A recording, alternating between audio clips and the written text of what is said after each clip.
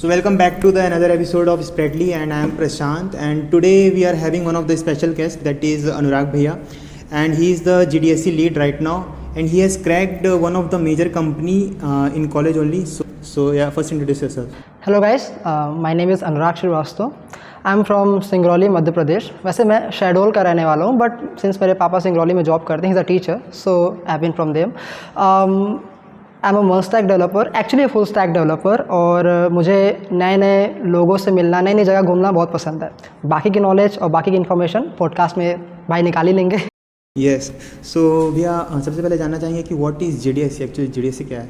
देखो, GDSC Google developer student club एक actually community है जो कि गूगल के माध्यम से कॉलेजेस में वो होती हैं. ठीक है, मतलब कॉलेज में वो लोग एज अ लीड सेलेक्ट करते हैं और फिर उनको एक कम्युनिटी बना के गूगल की टेक्नोलॉजीज़ को प्रमोट करना होता है. तो ये एक कॉलेज से एक GDSC लीड सेलेक्ट होता है थ्रू एन इंटरव्यू प्रोसेस. थोड़ा बड़ा प्रोसेस रहता है, और उसके बाद फिर उसको अलग अलग टेक्नोलॉजी जैसे कि GenAI हो गया, जनरेटिव AI, Gemini हो गया, ठीक है, गूगल का फ्लटर वगैरह हो गया, उस सब टेक्नोलॉजीज़ पे हम लोग को इवेंट्स करवाने रहते हैं, ताकि जो स्टूडेंट्स हैं, जो कॉलेज के बच्चे हैं, वो सब एक कम्युनिटी में आके एक साथ सीख सकें. उनका एक मोटिव भी है, learn grow and come together, learn and grow, ऐसे करके. So this is overall of GDSC. सो जैसे कि हम लोग देख रहे हैं कि AI ML DS ये सब की स्पेशलाइजेशन आगे फ्यूचर में मतलब ज़्यादा स्कोप है इसका, या फिर CS कोर? इसका स्कोप है एक्चुअली. जो AI का है ना, वो बहुत एक्सपोनेंशियली बढ़ रहा है. पहले उतना ज़्यादा टेक्नोलॉजीज़ मतलब AI तो थी ही, लेकिन जो कंपनीज़ वगैरह थी उतना ज़्यादा AI को अपने कंपनी के अंदर इन्वेस्ट नहीं कर रही थी. बट जो ग्रोथ है वो एक्सपोनेंशियली हो रहा है. सो आई थिंक कि फ्यूचर में सबसे ज़्यादा scope AI. Exactly it is the right time. It will never be too soon enough, you know, because जो कंपनीज है सिर्फ और सिर्फ AI को ही, मतलब सिर्फ और सिर्फ नहीं बोलना चाहिए, बट हाँ, ज़्यादातर AI को, डेटा साइंस को और ML को ही प्रेफर कर रही है. इवन गूगल, जो बड़ी बड़ी कंपनीज सबसे ज़्यादा, आप देख रहे होंगे कि हर चीज़, हर एक सॉफ्टवेयर में AI इंटीग्रेटेड आ रहा है, ताकि जो ह्यूमन, जो कस्टमर की नीड्स हैं, वो उसको ऑटोमेट कर सके. So that's what the customer needs, automation. और कंपनी को कस्टमर को ही फेवर देना है ना. सो दैट्स वाई उनको ऐसे सॉफ्टवेयर इंजीनियर्स चाहिए जो लोग इस फील्ड के ज़्यादा नॉलेज रखते हो. जैसे कि आप अभी रिसेंटली एक कंपनी क्रैक किए हैं, सो उसके बारे में कुछ बताना चाहेंगे? SAP, system analyst and products. Actually ये एक जर्मन बेस्ड मल्टीनेशनल कंपनी है. ये एक प्रोडक्ट बेस्ड कंपनी है, मतलब एक बहुत बड़ी Tier 1 की कंपनी है एक्चुअली में, जो कि मल्टीपल कंपनीज़ के लिए प्रोडक्ट्स बनाती है. It's known for its ERP based product, enterprise resource planning जिसको बोलते हैं. उस प्रोडक्ट में क्या रहता है ना, कि अगर आपकी कोई कंपनी है, उस कंपनी के लिए एक कस्टमाइज्ड प्रोडक्ट रहता है, जिसमें वो कंपनी सारा अपना पेमेंट हो गया, अपने सारे रिसोर्सेज, मतलब एक ओवरऑल प्लेटफॉर्म देती है जहाँ पे वो अपने सारे रिसोर्सेज को मैनेज करती है. तो वो सब तो सिर्फ ERP की बात हो गई. बाकी सारे प्रोडक्ट्स भी रहते हैं, कुछ डेटाबेस बनाते हैं, SAP HANA करके है, ठीक है. प्रोक्योरमेंट वगैरह के लिए रहता है, जो सप्लाई चेन मैनेजमेंट होता है उसके लिए SAP Ariba. इसे बहुत सारे मल्टीपल प्रोडक्ट्स बनाते हैं. तो अराउंड जो ग्लोबल पेमेंट का जो फ्लो है ना, वो 90% से ज़्यादा किसी ना किसी SAP प्रोडक्ट से होते हुए ही गुजरता है. So this is all about the company. So basically how you crack the company, what is the process that you followed? Okay, actually जो कंपनी का मतलब ये इन कैंपस आई थी, तो जो लिंक था, जो रजिस्ट्रेशन लिंक था, वो ग्रुप में, हमारे ऑफिशियल ग्रुप्स में आ गया था.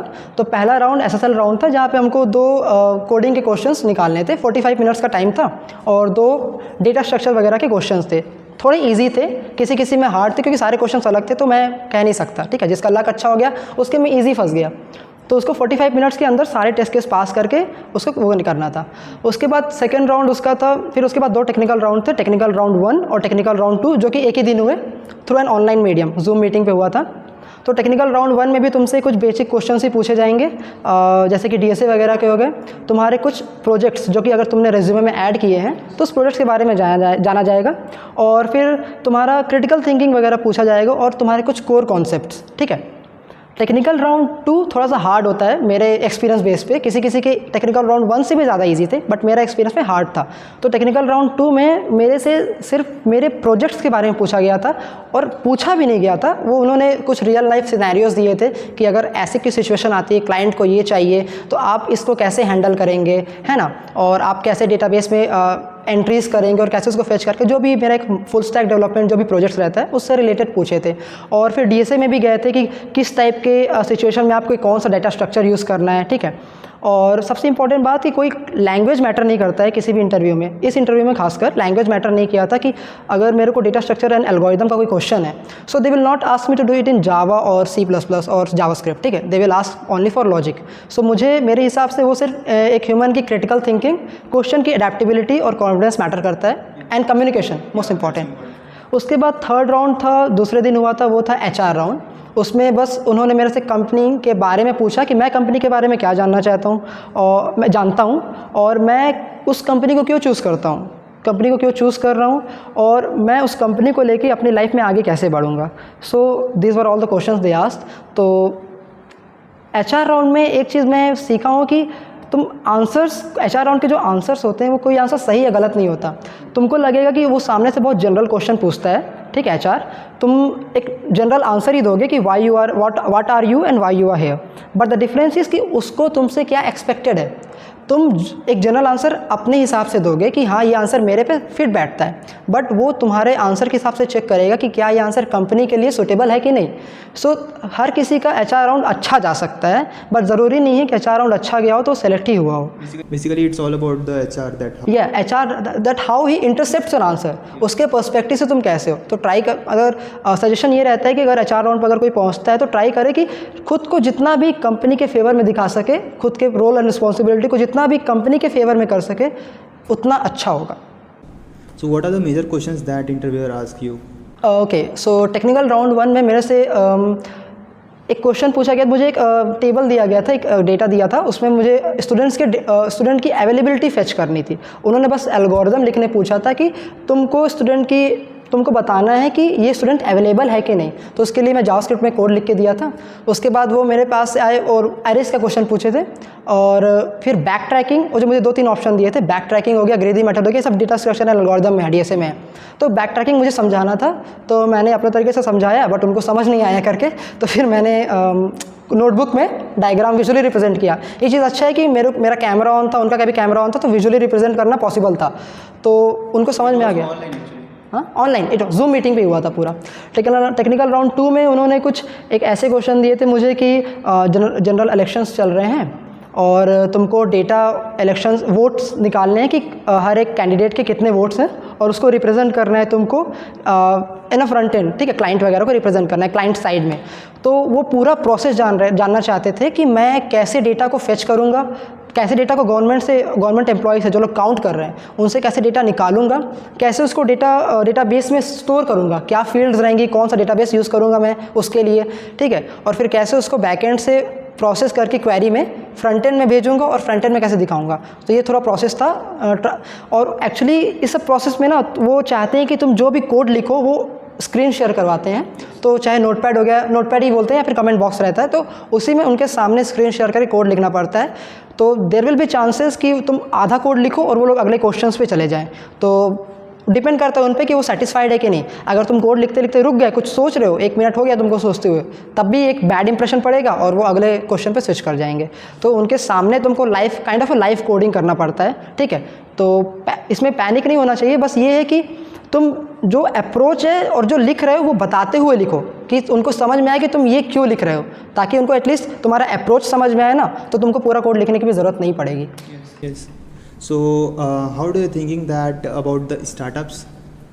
Startups as in, Yeah, startup culture that is ये तो बहुत अच्छा है। देखो इंडिया हमको लगता है अभी 3rd लार्जेस्ट कंट्री है जो स्टार्टअप से ज़्यादा फोकस कर रहा है, क्योंकि जो गवर्नमेंट है ना, उस स्टार्टअप इंडिया एक स्कीम है, उसमें भी गवर्नमेंट इन्वेस्ट कर रही है। तो एक्चुअली जो स्टार्टअप कल्चर है ये एक्चुअली कंट्री का इकोनॉमी में तो बहुत ज़्यादा ही मतलब इन्वेस्ट करेगा, ठीक है, 3rd largest economy में, मतलब हाँ, क्योंकि स्टार्टअप से जो मनी होता है, पैसा होता है, वो इंटरनली फ्लो करता है, ठीक है। तो जब अगर फॉरेन कंपनीज इन्वेस्ट कर रही है तो एक तरीके से बाहर का पैसा भी इंडिया में आ रहा है, प्लस और उसके बाद अनएम्प्लॉयमेंट, कि स्टार्टअप्स कितने ज़्यादा एम्प्लॉय मतलब अनएम्प्लॉयमेंट घटाता है, कितने ज़्यादा एम्प्लॉयमेंट अपॉर्चुनिटीज़ क्रिएट करता है, ठीक है। और एक और चीज़ है कि ये प्रोसेस है ना, ये मतलब एक मल्टीपल स्टेट पे होके जाता है। जैसे कि एक स्टार्टअप है, एक एम्प्लॉयमेंट अपॉर्चुनिटी क्रिएट किया, एम्प्लॉयर को पैसा आ रहा है, ठीक है, एम्प्लॉयज़ को पैसा मिल रहा है, वो पैसा खर्च कर रहा है, उसके बाद कंट्री के जीडीपी में भी ग्रोथ हो रहा है, तो काइंड ऑफ मतलब cycle kind of A cycle है। अब जब वो खर्च कर रहा है तो जिस जगह पे जिस लिए खर्च कर रहा है उसको भी अपनी दुकान वगैरह बढ़ाने के लिए बड़ी दुकान चाहिए होगी, फिर वो भी एम्प्लॉयमेंट अपॉर्चुनिटी क्रिएट करेगा, तो ये साइकिल बहुत अच्छा है। तो आई थिंक, और स्टार्टअप में ना क्या रहता है कि तुम, क्योंकि तुम्हारा खुद का आइडिया है ना, और अभी की अभी हर चीज़ तुमको ऑटोमेशन इतना ज़्यादा बढ़ गया कि तुम जो आइडिया है वो बहुत सारा है एक्चुअली में। तुम एआई वगैरह यूज़ करके कोई भी ऐसे प्रोसेस को ऑटोमेट कर सकते हो जो कस्टमर के लिए बेनिफिशियल हो। तो और गवर्नमेंट ही तुम्हें इन्वेस्ट करने को रेडी है, फॉरेन कंपनीज तो रेडी है ही, और ये शार्क टैंक वगैरह तो तुम और ज़्यादा मोटिवेट हो जा रहे हो लोग। तो I think going into startup is better than having being an employ. और इवन मैं खुद ये चाहता था, मैं चाहता हूँ अभी भी कि मैं किसी एक स्टार्टअप का ही पार्ट रहूँ, तो उसमें इन्वेस्ट करना actually devoting myself for a big company to make a company big, actually not a big company. अगर मैं अपने आप को डिवोट कर रहा हूँ किसी कंपनी को की ग्रोथ में, तो I don't think there is anything better than that. और स्टार्टअप पे भी अच्छा करते हैं। Yeah. So actually, how you're managing that academics and your projects all? Academics मैं मैनेज करता नहीं हूँ। हाँ, कह सकते हैं। देखो, academics is all about academics क्या ही है, क्लासेस वगैरह तो अटेंड चलो कर लेते थे, उस पर भी आते हैं। सबसे पहले तो अगर एग्ज़ाम्स वगैरह की बात हो गई, मार्क्स वगैरह की बात हो गई, तो चलो भगवान की दया से मेरा कोई बैकलॉग नहीं है, ठीक है। 15 दिन पहले अगर एग्ज़ाम से पढ़ना स्टार्ट कर दोगे तो आई डोंट थिंक कि तुम्हारा कोई बैकलॉग तुम्हारा भी लगेगा, ठीक है। तो 15 दिन पहले इनफ है किसी भी सेमेस्टर एग्ज़ाम को क्लियर करने के लिए, ठीक है। 15 days to 10 days that's enough. और रही बात क्लासेस वगैरह की, तो देखो मैं रूंगटाटेक में काम करता था, ठीक है। जो रूंगटाटेक एक इंटरनल ऑर्गेनाइजेशन है जहाँ हम कॉलेज के लिए प्रोडक्ट्स बनाते हैं, ठीक है, मोबाइल और एंड्रॉयड एप्लीकेशन, ठीक है, कॉलेज के यूज़ के लिए। तो उसके लिए मैं काम करता था, तो मुझे कॉलेज आना ही पड़ता था। तो as I was a part of Ruby, तो मेरे अटेंडेंस वहाँ मैनेज हो जाते थे, और एग्जामिनेशन से पहले हम लोग को छुट्टी मिल जाती थी, तो हम लोग पढ़ने के लिए भी डिवोट कर देते थे। So that's how you manage your. हाँ, बाकी कोडिंग वगैरह तो रात को करते ही हैं। तो भैया अभी रिसेंटली आपको बहुत सारे मतलब जूनियर्स ना सुनना चाहते हैं, क्योंकि आपने क्रैक किया अपने कॉलेज में अच्छा खासा, मतलब सो उनके लिए कुछ गाइडेंस आप देना चाहोगे? देखो, मेरा एक ही गाइडेंस है कि मैं जो गलती किया था, जैसे कि मैं क्या किया था कि मैं स्टार्टिंग फर्स्ट ईयर में तो अच्छा चल रहा था, मैं पाइथन यूज़ कर रहा था। उसके बाद 1 साल मुझे मतलब कुछ हो गया ठीक है, तो मैं उस प्रोसेस को बहुत स्लो कर दिया, ठीक है। जो स्पीड थी पाइथन, मतलब जो स्पीड थी कोडिंग वगैरह की, वो उतना ज़्यादा इन्वेस्ट नहीं कर पाया खुद को, तो वो 1 साल मतलब थोड़ा सा गड़बड़ा गया करके। तो एक्चुअली ये है कि तुम फर्स्ट ईयर से ही इन्वेस्ट कर दो खुद को ना, तो ज़्यादा अच्छा रहेगा। और ये मत सोचो कि मेरे पास 4 साल है, एक्चुअली में तुम्हारे पास सिर्फ 3 साल रहते हैं। 4th year is not for your learning, 4th year he placements के लिए रहता है। अभी मैं 4th ईयर पे आ गया और देखो अभी से कंपनी आना शुरू की, अभी जस्ट मैंने 3rd ईयर पास किया और अभी से कंपनी आना शुरू की। मैं क्या सोच के चल रहा था कि 4th ईयर में भी मुझे प्रिपरेशन का टाइम मिलेगा, but there is no time. तो व्हाट आई वांट इज़ कि तुम फर्स्ट ईयर से ही अपना जो भी डेवलपमेंट वगैरह जो भी करना है तुमको फर्स्ट ईयर से करो। डीएसए बहुत अच्छा रखो, इनफ रखो, बहुत अच्छा नहीं, एक इंटरमीडिएट लेवल तक डीएसए रखो, और 4th ईयर तक का वेट मत करो। 3rd ईयर तक हुई अपने आप को एकदम क्या बोलते हैं, एक स्टेबल कर लो, मतलब पूरा रेडी। हाँ, 3rd ईयर को अपने आप को स्टेबल कर लो, because everything is available on YouTube and हाँ, सब चीज़ यूट्यूब में अवेलेबल है। अब तो हर चीज़, तो चैट जीपीटी वगैरह भी, कोई क्वेश्चन आता है सारा सबका आंसर उसी में। If someone wants to learn LLM model and all, तो देखो एलएलएम मॉडल का बेसिक उतना आइडिया नहीं, but I think it will be available in YouTube वगैरह। बाकी तुम एआई वगैरह से भी पूछ सकते हो। मुझे इतना पता है कि मेटा वगैरह का भी एक नया आया है, सबसे बड़ा मतलब उसका वो जो स्टोरेज है, मतलब जितना भी जो मॉडल्स जो डेटा सेट है उसका, वो बहुत ज़्यादा बड़ा है। अभी लामा 3.1 करके आया है, Llama 3.1। So I am looking forward to integrate it some sort of in my website or so if someone junior wants to start the coding, which language he used to prefer first? देखो, preferences कुछ भी कर सकता है। जिसको थोड़ा सा समझने में मुश्किलें होती हैं वो पाइथन से प्रेफर कर सकता है, बिकॉज आई थिंक कि पाइथन एक बहुत अच्छा, बहुत बेसिक चीज़ है वो, ठीक है। तुमको कोडिंग में घुसने के लिए बहुत ज़्यादा मेहनत नहीं करना पड़ता पाइथन सीखने के लिए। और moreover Python is the base of AI and ML. अगर तुम पाइथन सीख रहे हो तो तुम पाइथन से डीएस भी कर सकते हो, तुम पाइथन से एआई फील्ड में भी जा सकते हो, एमएल भी कर सकते हो, एमएल में मैथमेटिक्स वगैरह भी आ जाएगा। तो आई थिंक कि जिसको अगर एआई फील्ड में जाना है ना, वो पाइथन से स्टार्ट कर सकता है। बट जिसको मोर लाइक बैकएंड वगैरह डेवलप करना है, थोड़ा सा लॉजिक बिल्डिंग वगैरह करना है, आई थिंक C++ या जावा बेटर है उसके लिए। तीनों में कुछ डिफरेंसेस है, लेकिन तीनों से जावा से भी तुम स्टार्ट कर सकते हो, तुम C++ से भी स्टार्ट कर सकते हो। कोई भी लैंग्वेज में बहुत ज़्यादा डिफरेंसेस नहीं होते, सबके डेटा स्ट्रक्चर सेम रहते हैं, सबका प्रोसेस वही, फॉर लूप वही, वाइल लूप वही, फंक्शन सब चीज़ वही है, क्लासेस ऑब्जेक्ट सब वही है, सिंटैक्स अलग रहते हैं। सी के सिंटैक्स थोड़े बड़े बड़े रहते हैं, बहुत ज़्यादा बड़े बड़े रहते हैं, जावा के भी, और पाइथन के जो काम पाइथन में 1 लाइन में होता है वो सी में 4-5 लाइन में होता है, दैट्स इट। सो आपका कुछ हैकेथॉन्स का एक्सपीरियंस जानना चाहेंगे जो कि हैकाथॉन्स, देखो हैकाथॉन्स से तो बहुत ज़्यादा एक्सपीरियंस है मेरे को, और आई शुड से कि तुम लोग को भी like as a first year second year वालों को हैकाथॉन में ज़्यादा इंटरेस्ट दिखाना चाहिए, बिकॉज यू नो जब तुम कोई हैकाथॉन में जाते हो, अगर कोई बाहर का हैकाथॉन है जो नेशनल लेवल हो रहा है, तो सबसे ज़्यादा फ़ायदा रहता है कि you will meet new peoples, ठीक है, न्यू पीपल, और उनका जो माइंड कनेक्शन बिल्डिंग, कनेक्शन तो फिर भी ठीक है, उनका जो माइंडसेट रहता है ना, it's always better to explore new personalities, ठीक है। तो अगर तुम सिर्फ कॉलेज बेस पे, तो तुमको सिर्फ कॉलेज के लेवल के ही लोग मिलेंगे, लेकिन अगर तुम बड़े हैकाथॉन्स पे जाओगे तो तुमको अपने लेवल से ऊपर लोग मिलेंगे, उनका माइंडसेट पता चलेगा, उनकी क्या थिंकिंग है, वो किस टेक्नोलॉजी पे काम कर रहे हैं, और फिर नेटवर्क बनेगा तो तुम लोग साथ में कोलैब कर सकते हो, वो बात की बात है। और ऊपर से तुम लोग को लाइव कोडिंग का एक्सपीरियंस मिलेगा, तुम किसी प्रोजेक्ट पे काम करोगे तो normally what people do is they learn and then implement, ठीक है। बट अगर तुम्हें कुछ आता नहीं है, तुम हैकाथॉन पे जा रहे हो, तो एटलीस्ट तुम उस प्रोजेक्ट के लिए कुछ ना कुछ बनाओगे, वो ऑन स्पॉट लर्निंग होता है ना, वो बेस्ट होता है, और साथ में जो कनेक्शन होता है और जो सीखने को मिलता है अलग अलग लोगों से, that is cherry on the cake. So recently हम लोग अभी IIT बॉम्बे गए थे ई समिट के लिए, सेम यही चीज़ हुआ था वहाँ पे, मतलब जो भी स्टूडेंट्स आए थे स्टार्टअप के लिए, वो मतलब बहुत ज़्यादा ब्रिलियंट थे as a compare to us, because they have already build, they have already, मतलब उन लोग ने फंडिंग के लिए वहाँ पे अप्लाई किया था, and maximum second startup got 3.2 crore funding there, and that's how you can say that about that. हाँ वही तो, तुम्हारे फील्ड, अपने फील्ड के हैकाथॉन्स में जाओगे ना, तो जो तुम्हारे फील्ड के लोग हैं, जो भी तुम्हारी, मतलब तुमको लगता होगा कि चलो हम अपने साथ में बेस्ट है, लेकिन जब तुमको पता चलेगा कि तुमसे बेटर कितने लोग हैं, तो तुमको पता चलेगा कि there is always a room to grow. So I think that's important to know. So what are your future goals like? Future goals actually देखो, मेरा ये मानना था कि how I wanted my life to be, कि मैं किसी भी एक स्टार्टअप का पार्ट बन जाऊँ, ज़्यादा काम ना करने मिले, ठीक है, अब एज अ टेस्टर बन जाओ, क्यू टेस्टर, उसके बाद पैसा है, एंड लेकिन ये थोड़ा गलत फहमी आपके, स्टार्टअप में मतलब ज़्यादा काम करना पड़ता है। टेस्टर स्टार्टअप का पार्ट बन जाओ या फिर क्यू टेस्टर। नहीं, स्टार्टअप का पार्ट बोले ना आप, जैसे काम नहीं करना पड़ेगा वैसा नहीं। ऐसा नहीं है, काम करना पड़ता है, बट वो जो देखो स्टार्टअप्स में क्या रहता है ना, कि कुछ ऐसे स्टार्टअप होते हैं जो तुमको हर जगह घुमाने भी ले जाते हैं, ठीक है। अभी मेरा एक दोस्त है, वो किसी ब्लॉकचेन के स्टार्टअप में है, and he is you know roaming around Bangalore, ठीक है, जबकि वो रहता दिल्ली में, ठीक है, अभी बैंगलोर वगैरह घूम रहा है, उड़ीसा वगैरह घूम रहा है, तो वो कंपनी को जहाँ जहाँ भी पिच करने जाने के लिए, या फिर वॉटेवर जो कंपनी का काम रहता है उसके लिए अपनी पूरी टीम लेके जाती है, तो शायद इंटरनेशनल ट्रिप्स भी मिल जाए, तो वो सब मुझे अच्छा लगता है। अगर मतलब मैं सोचता था ऐसा करूँ, बट शायद मैं करूँगा भी, क्योंकि अभी ये मेरा एक जो SAP में हुआ है, so I am treating it as a backup, ठीक है, कि कुछ नहीं तो कुछ ही सही, ये तो एटलीस्ट मेरे पास, मेरे वेसल में ये कंपनी तो है ही, when I will leave college I will have something to go to, and अभी मेरे पास 1 साल पूरा है, so I'm likely to you know prepare for a big company like LinkedIn. I'm trying for LinkedIn actually, so मुझे उसके लिए DSA थोड़ा बहुत अच्छा, मतलब बहुत ज़्यादा मेहनत करना पड़ेगा DSA वगैरह के लिए, जो चीज़ मुझे पसंद नहीं है, but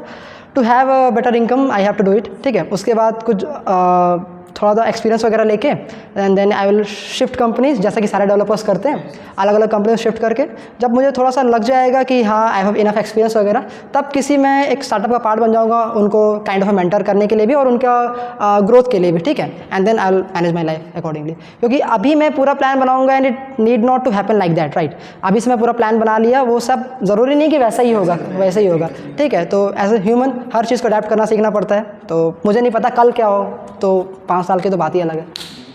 So which skill are you thinking that the emerging skill in the upcoming future? Emerging skills तो अभी फ़िलहाल के लिए देखो, सबसे रिसेंट तो AI चल रहा है, अभी AI ML NDS ये सब चल रहा है। आने वाले 1-2 साल में ब्लॉकचेन भी चल रहा है, बट आने वाले 1-2 साल में ब्लॉकचेन भी पीक पे ही होगा, ठीक है। अभी इंडिया उतना ज़्यादा इसको मतलब अब अडेप्ट नहीं किया है, ठीक है, बट इंडिया के बहुत सारी मतलब कुछ कंपनीज यूज़ कर रही हैं स्टार्टअप्स वगैरह, बट अभी Web3 पूरा रिवॉल्यूशनाइज नहीं हुआ है, तो 1-2 साल में ब्लॉकचेन भी हो जाएगा।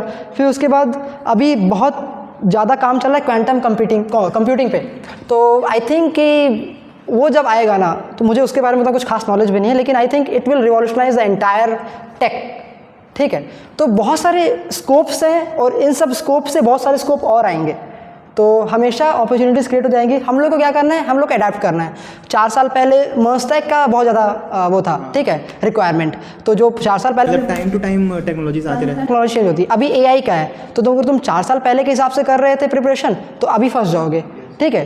तो तुमको, और ये जो फील्ड है सॉफ्टवेयर इंजीनियर, इसमें तुम जॉब भी करते रहोगे ना, इसमें कभी सीखना बंद नहीं होता है। अगर तुम जॉब भी करोगे ना, तब भी तुमको कुछ ना कुछ सीखते ही रहना पड़ेगा। कंपनी को कुछ नए प्रोडक्ट पे काम करना है तो कोई नई टेक्नोलॉजी तुमको सीखनी पड़ेगी, तो कभी सीखना बंद नहीं होगा। And the work culture that you work with people in company, वो तो इंपॉर्टेंट है, वर्क कल्चर इंपॉर्टेंट है। अगर बहुत टॉक्सिक वर्क कल्चर है, जो अगर तुम सिर्फ कंपनी में काम कर रहे हो, कोई दोस्त तुमको एंटरटेन करने के लिए नहीं है, कोई हंसी मजाक करने के लिए नहीं है, सब एकदम अपने काम के काम रहोगे, तुम थक जाओगे, तुम घर में आओगे, ठीक है, नथिंग न्यू, फिर कल दूसरे दिन वही जाओगे। सो वर्क कल्चर, एक अच्छा वर्क कल्चर होना ज़्यादा इंपॉर्टेंट है।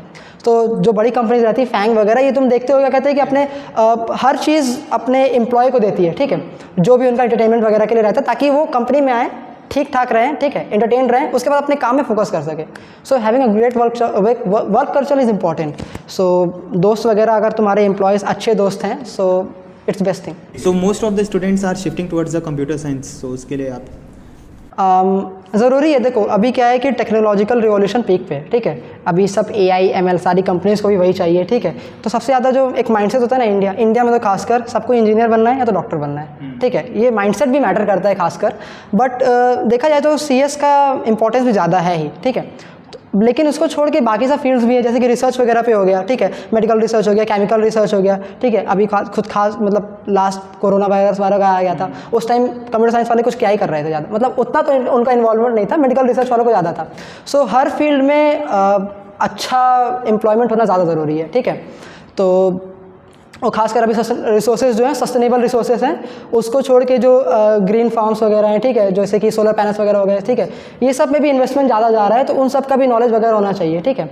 सिर्फ और कंप्यूटर साइंस ही ऐसा फील्ड है ना, मतलब कंप्यूटर साइंस ही नहीं, बल्कि कंप्यूटर साइंस एक ऐसा फील्ड है जो सारे बाकी अदर फील्ड्स को भी प्रमोट करता है, चाहे वो एग्रीकल्चर वगैरह हो गया। अब जैसे कि we will make some software to meet the requirements of farmers as well as the consumers, तो उसके लिए फिर एग्रीकल्चर को भी बढ़ावा मिल जाएगा। सो हर फील्ड्स पे हम लोग वो कर सकते हैं।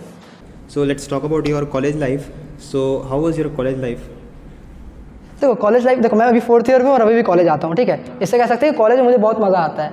मेरे कितने सारे फ्रेंड्स बने, कितने सारे फ्रेंड्स कटे, ठीक है। तो मुझे मेरे जो फ्रेंड सर्कल है ना कॉलेज में, वो बहुत प्रॉपर मतलब कॉलेज लाइफ एंजॉय किया है? बहुत ज़्यादा एंजॉय किया, मतलब even with teachers, even in classroom, खासकर कैंटीन्स वगैरह में, ठीक है। और हम लोग क्लास बंक करके बाहर भी घूमने जाते थे, तो सब चीज़ नेसेसरी है, ठीक है, तुम्हारे ग्रोथ में भी, ठीक है। तो जब तक तुम्हारे दोस्त बनेंगे और तुम्हारे दोस्त बिछड़ेंगे नहीं ना, तब तक तुम्हारा वो जो ग्रोथ है ना पर्सनैलिटी का, वो होगा ही नहीं, ठीक है। So you will be a frog in the well. So भैया आप बताएं कि 1 ईयर मतलब आप समथिंग थोड़ा सा गैप ले लिए थे, सो ऐसा क्या हुआ था कि मतलब? अच्छा, वो 1 साल में मतलब मैं अपने पाइथन पे जो भी काम कर रहा था, सीख रहा था, उस पर उतना इन्वेस्ट नहीं कर पाया था, ठीक है, जो स्पीड थी रिड्यूस हो गई। एंड एक्चुअली ये था कि since I was from a small town, ठीक है, तो नए शहर में आए, उतना बड़ा शहर है नहीं, ठीक है, बट नए लोगों से मिला, ठीक है, कॉलेज लाइफ करके थी, तो एक काइंड ऑफ अ चुल रहता है ना कि हाँ सब चीज़ एक्सप्लोर करना है, ठीक है, दोस्त यार बन गए, पार्टी वगैरह करना है, ठीक है, प्यार मोहब्बत वगैरह वगैरह। तो उस टाइम में ज़्यादा मैं इन्वेस्ट हो जा रहा था, ठीक है।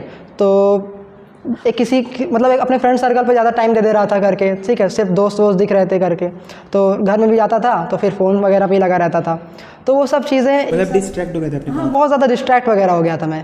तो फिर जब मुझे रियलाइज़ हुआ, ठीक है, कि ये हो रहा है, उसके बाद फिर जब दोस्त जाने ही लगे करके, ठीक है, कुछ जो फ्रेंड सर्कल होता है वो हमेशा एक सेमेस्टर पे जो फ्रेंड सर्कल है ना, डेफिनेटली वो दूसरे सेमेस्टर पे वो नहीं रहेगा, या तो वो छट जाएंगे या तो वो रहेंगे ही नहीं। तो वो जो फ्रेंड सर्कल का शिफ्ट हो रहा था, वो शिफ्ट होने के बाद रियलाइज़ हुआ कि यार बहुत ज़्यादा टाइम वेस्ट हो चुका है, तो और बहुत ज़्यादा एक्सपीरियंस कर चुके हैं चीज़ें, ठीक है, तो अब लगता है कि अब शिफ्ट होना चाहिए। तो फिर वो सब जो ख़त्म हुआ मेरा, उसके बाद ही दूसरे महीने मैंने एक हैकाथॉन जीत लिया था कॉलेज का। So that was a great start, ठीक है, पहला स्टेप अप हुआ। उसके बाद फिर GDSC लीड, ठीक है, उसके बाद फिर अलग अलग हैकाथॉन्स पे गया, फिर उसके बाद देन SAP। तो वो उधर से ख़त्म होने के बाद जो ग्रोथ हुआ है ना, दैट इज़ अनफॉरगेटेबल, तो वो अच्छी चीज़ है। और सबसे अच्छी बात यह है कि मैंने हर चीज़ एक्सपीरियंस कर लिया, हर चीज़ बोले तो हर चीज़, ठीक है, सब चीज़ एक्सपीरियंस किया, दोस्त लोग, ठीक है। मतलब आपकी गर्लफ्रेंड थी ऐसा? हाँ थी। अभी भी है फिलहाल? नहीं, अभी नहीं है। क्या हुआ मतलब? शेयर कर सकते हो मतलब? नहीं, ऐसा कुछ वो नहीं है, ज़रूरी था इस पोजीशन पे आने के लिए, ज़रूरी था जो हुआ। So yeah, if someone wants to crack Google, so what kind of suggestion you will give? देखो, I Google and think, Microsoft. हाँ, I think I am not the right person to ask this question since I haven't done it myself, ठीक है। But the process is same actually. मुझे लगता है कि Google और ये जो बड़ी कंपनीज होती है, they focus more on your critical thinking skills, ठीक है। वो लोग डीएसए डेटा स्ट्रक्चर्स के भी इसीलिए क्वेश्चंस देते हैं ताकि वो तुम्हारा जो ब्रेन है ना वो कैसे काम कर रहा है, तुम्हारा जो लॉजिक है वो कैसे बिल्डअप हो रहा है, तुम्हारा जो क्रिटिकल थिंकिंग स्किल्स है वो कैसे काम करता है, उसको जानने के लिए वो लोग ऐसा क्वेश्चंस करते हैं। तो अगर तुम अपने ब्रेन को ट्रेन करते हो थ्रू डीएसए एंड ऑल, जो कि एक्चुअली में कॉम्पिटिटिव प्रोग्रामिंग के थ्रू भी ट्रेन कर सकते हो, जो कि एक्चुअली में तुम्हारा लॉजिक बिल्डिंग और क्रिटिकल थिंकिंग स्किल्स ही ट्रेन करता है, ठीक है। तो इसीलिए डीएसए वगैरह के क्वेश्चंस पूछते हो, इसीलिए जो बच्चे होते हैं वो डीएसए वगैरह के क्वेश्चंस करते हैं। अदर देन दैट अभी तो मतलब स्कूल्स में भी स्टार्ट कर दिए। हाँ, हमारे टाइम पे कंप्यूटर साइंस उतना वो नहीं था, स्कूल्स वगैरह में हमारे बस 10th क्लास तक ही था, 11th 12th में हमारा कंप्यूटर साइंस वो नहीं था, ठीक है, एक सब्जेक्ट कुछ स्कूल्स में था, हमारे में नहीं था। बट अभी हमको लगता है बच्चे 6th क्लास से भी स्टार्ट हो चुके हैं। मेरा कोई छोटा भाई नहीं तो मुझे नहीं पता, ठीक। कंप्यूटर साइंस सब्जेक्ट होता है ना, उसमें है। हाँ, तो और दूसरी चीज़ वो है कि किसी भी टेक्नोलॉजी में ना तुम्हारा जो एक्सपर्टीज़ है वो ज़्यादा मैटर करता है। क्रिटिकल थिंकिंग तो बात की बात है, लेकिन अगर तुमको सिर्फ सोचना ही आता है, कुछ इंप्लीमेंट करना नहीं आता है, देन दैट्स अनदर थिंग, ठीक है। तो किसी, हाँ, इंपॉर्टेंट है, किसी एक दो टेक्नोलॉजी में तुम्हारा एक्सपर्टीज़ होना और साथ ही साथ problem solving skills, critical thinking skills, ये अच्छी होनी चाहिए। उनको यही चाहिए क्योंकि बाद में तो वो ट्रेन कर ही देंगे। And they are more looking forward to AI engineers, artificial intelligence engineers और मशीन लर्निंग इंजीनियर्स, क्योंकि अभी वही चल रहा है। रिसेंटली मैं बैंगलोर गया था, मुझे इनवाइट किए थे गूगल AI डे पे, मैं गूगल ऑफिस में ही था, तो वहाँ पे एक सेशन चल रहा था। वहाँ वो यही बता रहे थे कि वो खासकर प्रमोट ही कर रहे हैं AI को, एक्चुअली AI डे AI के प्रमोशन के लिए ही था, बट वो बताना ये चाह रहे थे कि कितना ज़्यादा AI रिवॉल्यूशनाइज कर रहा है और कितना ज़्यादा AI की मांग है उनकी कंपनी में भी, और गूगल की मांग है तो बाकी कंपनीज में भी है। तो कितनी ज़्यादा AI की मांग है और कितना ज़्यादा AI इंजीनियर्स को वो लोग टारगेट कर रहे हैं। उन्होंने AI के स्कोप भी बताया कि हर चीज़ में तुम AI को यूज़ करके एक नई अपॉर्चुनिटी क्रिएट कर सकते हो, एक नई प्रॉब्लम को सॉल्व कर सकते हो। सो अगर वो इस बारे में बात कर रहे हैं, then they are definitely looking for people who can do this. तो I think having this kind of skills that I have told is important. Okay, so next question is that why people are preferring like ChatGPT over Gemini? I think chat GPT has better answers. वो chat GPT के जो answers होते हैं ना वो ज़्यादा structured होते हैं और ज़्यादा फेवर में होते हैं। जेमिनी में वो क्या है कि मतलब पीपल उसको प्रेफर नहीं कर रहे हैं? मुझे लगता है एक्सपीरियंस बेस्ड होता है। मैंने जेमिनी को कुछ खास यूज़ नहीं किया है, मैं I have been using chat GPT for a long time, और तो मुझे चैट जीपीटी का ही आइडिया, जेमिनी को उतना प्रेफर नहीं किया है। बट आई थिंक जैसे कि अगर मेरा एक्सपीरियंस बताएं कि मैंने बार्ड को यूज़ नहीं करता हूँ और चैट जीपीटी को यूज़ करता हूँ, तो मैं स्पेसिफिकली बता सकता हूँ कि बार्ड के आंसर्स मुझे कुछ खास पसंद नहीं आते। चैट जीपीटी मेरे हिसाब से पर्सनलाइज आंसर देता है मोर स्ट्रक्चर्ड वे में, तो मुझे चैट जीपीटी इसलिए प्रेफरेंस है। उनका भी यही होगा। Most people are using chat GPT for college projects and all. हाँ, तो अच्छी बात है। देखो, चैट जीपीटी को प्रोजेक्ट्स के लिए यूज़ करना इज़ द बेस्ट, बट तुम जो कोड इंप्लीमेंट कर रहे हो, जो चीज़ चैट जीपीटी से निकाल रहे हो, अगर उसके बारे में तुमको कुछ आइडिया नहीं है, अगर तुम उसके बारे में सीख नहीं रहे हो, तो तुम यहाँ फंस जा रहे हो। See, I use chat GPT for my course as well, but मुझे पता है कि मैं उसको क्या प्रॉम्प्ट दे रहा हूँ और मुझे पता है कि मुझे क्या आंसर चाहिए, ठीक है। और द बेस्ट थिंग इज़ कि अभी का चैट जीपीटी, मतलब मैं तो प्रीमियम यूज़ नहीं करता हूँ, अभी का चैट जीपीटी एक्यूरेट आंसर्स नहीं देता है। उस कोड में मुझे कुछ ना कुछ अपना इनपुट देना पड़ता है, कुछ कोड को मैनिपुलेट करना पड़ता है, तब जाके वो कोड काम करने लायक बनता है। बट 60% वो कर देता है, जो भी छोटे मोटे कोड्स, ठीक है। The code I right it doesn't work. Chat GPT जो भी देता है वो एक्यूरेटली काम नहीं करता है, ठीक है। तो मुझे उसको मैनिपुलेट करना ही पड़ता है। तो अगर मुझे बिना नॉलेज के चैट जीपीटी यूज़ कर रहा हूँ तो definitely I will get stuck. तो आई थिंक कि तुमको नॉलेज होना ज़्यादा ज़रूरी है। ChatGPT is a tool to help you, ठीक है। तो उसका हेल्प लो, उसको अपना पापा मत बनाओ। So you have heard about the AI software engineer right now, Devin? Yes. So can you say about? Actually अभी एक रिसेंटली वो भी हुआ था कि डेविन ने वो बोला था, क्या कहते हैं कि जो विजुअलाइजेशन था कि डेविन एक्चुअली में फाइल्स वगैरह बना रहा है, कोड लिख रहा है, वो फेक है। तो ये सच बात है कि वो रिप्लेस कर सकता है सॉफ्टवेयर इंजीनियर्स को? Yes and no. Software engineers को रिप्लेस कर सकता है, लेकिन ऐसे नहीं जो सोच रहे हो। मतलब कि देखो, वो उनका काम करेगा। सॉफ्टवेयर इंजीनियर का काम है सोचना, नई नई प्रॉब्लम्स को फाइंड आउट करना। मतलब ह्यूमनिस्टिक थॉट्स नहीं ला सकते। हाँ, ह्यूमनिस्टिक थॉट्स नहीं ला सकता। उनको सॉफ्टवेयर इंजीनियर काम क्या है, एक प्रॉब्लम को फाइंड आउट करना, उस प्रॉब्लम को कैसे अप्रोच करना है। डेविन उनका कोड लिखने में हेल्प कर सकता है। मैं जैसे बोला कि एआई एक टूल है जो कि तुम्हारा काम आसान करेगा, तुम्हारा जॉब नहीं खाएगा। अभी तो बिल्कुल नहीं। For the next 3 to 4 years I don't think this will happen. So you got the award from Aman Gupta, who is the founder of Board. Yeah, so actually हमारे कॉलेज में हुआ था, एनुअल फेस्ट हुआ। Actually आपको award किस चीज़ के लिए मिला था? स्टार्टअप आइडिया के लिए। क्या है आपका स्टार्टअप आइडिया? मेरा नहीं है, मैं उसका पार्ट हूँ। It actually how we are trying to store the medical health records in a more secure way. जैसे कि अभी एम्स में डेटा ब्रीच मतलब अभी आप लोग का स्टार्टअप भी चल रहा है एक्चुअली? उसमें मैं चल नहीं रहा है, बस कुछ कह नहीं सकते उसका हम, ठीक है, उसके बारे में बता नहीं सकते। तो उसमें क्या था कि जो मेडिकल अभी एम्स में डेटा ब्रीच हुआ था, तो जो डेटा ब्रीच हुआ था उसमें कितने सारे मेडिकल हेल्थ रिकॉर्ड्स कॉम्प्रोमाइज़ हो चुके थे, ठीक है। पूरा एम्स का सर्वर हैक हो गया था, उनका पूरा सारा सिस्टम ब्लॉक हो गया था, ठीक है, सारे काम मैनुअल हो रहे थे।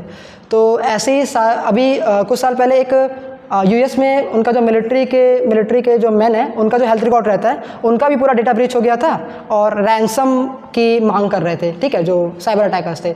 और सेम गोज़ विथ एम्स का। तो वो जो फिजिकल सर्वर्स पे डेटा स्टोर करते हैं एम्स, ठीक है, उनका 40 फिजिकल सर्वर है और कुछ 60 वगैरह क्लाउड सर्वर है।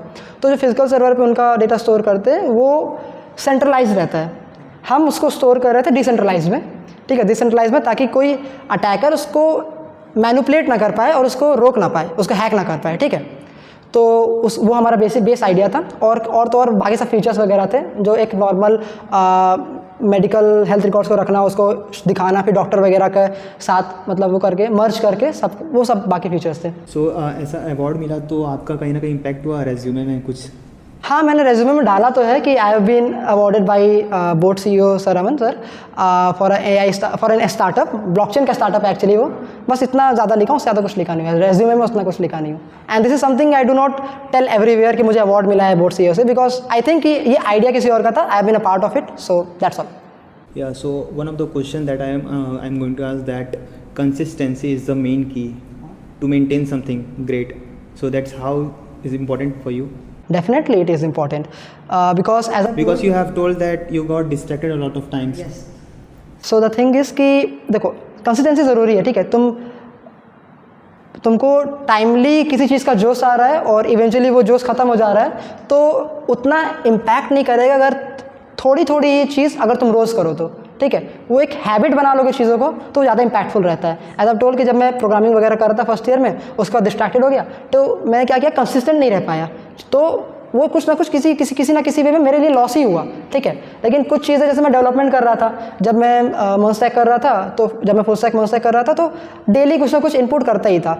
तो वो जो प्रोसेस था, because of that I am here, ठीक है। अगर जैसे मेरे DSA की स्किल्स हो गई, मैं DSA उतना बेस्ट नहीं हूँ DSA में, क्योंकि मैं एक महीने एक हफ्ते करता, उसके बाद कुछ ना कुछ कॉलेज में एक्टिविटीज़ एग्जैक्टली कुछ ना कुछ कॉलेज में एक्टिविटीज़ हो जाती, एंड देन सारा वो चला जाता। तो कंसिस्टेंटली इंपॉर्टेंट है। तुम किसी भी चीज़ को थोड़ा थोड़ा करो, लेकिन डेली करो, मेक इट अ हैबिट, ठीक है। It's better rather than ups and downs. Okay, so what kind of a motivational advice that you will give to the audience right now? Because आपके जूनियर्स ही देखने वाले हैं ये podcast. सबका अपना अपना मोटिवेशन होता है, ठीक है। कोई अपने घर के लिए कर रहा है, कोई खुद के लिए कर रहा है, ठीक है। कोई अपने पेरेंट्स के लिए, कोई फैमिली के लिए, कोई बाहर इंटरनेशनल टूर्स वगैरह के लिए कर रहा है, ठीक है। सबका अपना मोटिवेशन होता है। वो डिपेंड ये करता है कि तुम उस मोटिवेशन के लिए क्या कर रहे हो, ठीक है। उस ड्रीम को, उस गोल को, जो गोल तुम बना के चल रहे हो, it's important to have a goal. Because सबका एक ही एम नहीं है कि engineer, doctor, someone wants to become doctor, someone wants to become actor, like. तो जो गोल है तुम्हारा, वो गोल होना इंपॉर्टेंट है। जो ड्रीम है, वो ड्रीम होना इंपॉर्टेंट है। उस ड्रीम को पूरा करने के लिए तुम कैसे अपने आप को विजुलाइज करो, कैसे अपने आप को प्रेजेंट कर रहे हो, वो ज़्यादा इंपॉर्टेंट है। तो उसके लिए तुमको कंसिस्टेंट होना पड़ेगा, ठीक है। तो हाँ, हार्डवर्क तो ज़रूरी है। कंसिस्टेंट बिना हार्डवर्क के क्या मतलब है, ठीक है। खाना थोड़ी खाना है, तो इट्स इंपॉर्टेंट। और रही बात अगर कॉलेज की बात आती है कि जैसे थर्ड ईयर वगैरह में, फोर्थ ईयर वगैरह में आके तुमको have a better company, so it's important कि तुम फर्स्ट ईयर और सेकेंड ईयर में कुछ अच्छे प्रोजेक्ट्स बना लो, 2 या 3 प्रोजेक्ट्स बना लो तो है। और क्लोन प्रोजेक्ट्स मत रखना, ठीक है। कोई ऐसे प्रोजेक्ट जो कि कॉपीड ना लगे, और तो और अपना लॉजिकल स्किल्स But डीएसए के भैया थ्रू सब लोग तो यही प्रोसेस कर रहे हैं, सारे मतलब प्रोजेक्ट्स बना रहे हैं, कुछ different something that you will. Projects he different होते हैं ना। तुम अगर सिर्फ और सिर्फ डेवलपमेंट में घुसे हो और सबके सब क्लोन बना रहे हो, this is not something that, this is something, तुम एक रैट रेस का पार्ट हो गए, फिर तुमको अलग जाना पड़ेगा ना। तो तुमको कुछ ऐसा, देखो अभी ऐसा कुछ प्रोजेक्ट ही बना रहे हो, तो कुछ ऐसा प्रोजेक्ट बनाओ जो चीज़ कोई प्रॉब्लम को सॉल्व कर रहा हो। उतना अच्छा नहीं बना सकते, आइडिया ही है तो उसको इम्प्लीमेंट करना स्टार्ट करो, ठीक है। वो उनको इंटरव्यू वगैरह में वो तुमसे ये नहीं पूछे कि तुम कितना अच्छा किए हो, वो तो उससे कि तुम्हारा इम्प्लीमेंटेशन क्या है, वो तुम स्टार्ट कैसे किए इस आइडिया को, ये आइडिया आया कैसे, ये ज़्यादा इंपॉर्टेंट है बस। So that's all. Thank you for the podcast, भैया. Thank you.